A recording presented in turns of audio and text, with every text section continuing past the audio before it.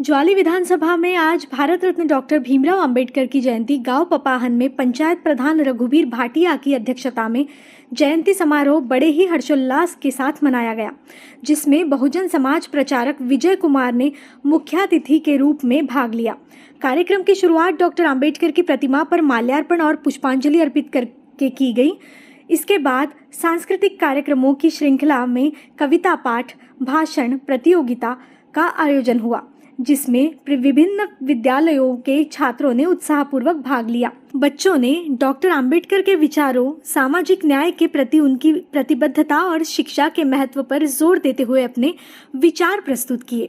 कार्यक्रम में बहुजन प्रचारक श्री विजय कुमार, बाबूराम कमल, रघुबीर भाटिया ने डॉक्टर अंबेडकर की जीवनी और उनके सिद्धांतों पर विस्तार से प्रकाश डालते हुए कहा कि बाबा साहेब ने शिक्षा, समानता और सामाजिक न्याय के लिए आजीवन संघर्ष किया। B.R. अम्बेडकर की 134वां जन्मोत्सव मनाया। ज्वाली उपमंडल की पूर्व जनता ने इसमें भाग लिया और इसमें हमारे मुख्य अतिथि श्री विजय कुमार जी थे और इस समारोह की अध्यक्षता श्री रघुबीर भाटिया जी ने की।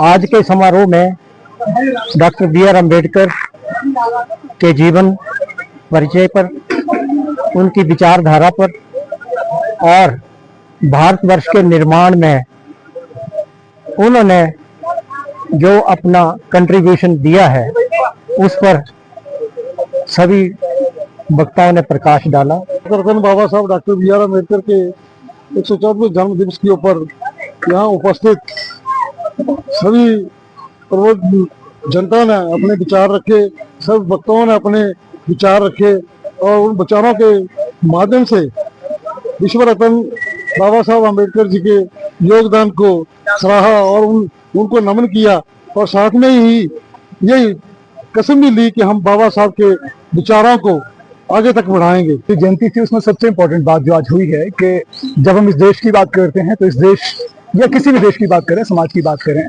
गैर बराबरी किसी भी समाज के लिए, घर के लिए, देश के लिए ठीक नहीं होती है। तो जब जब गैर बराबरी रहेगी, देश कमजोर होगा, समाज कमजोर होगा, घर कमजोर होगा।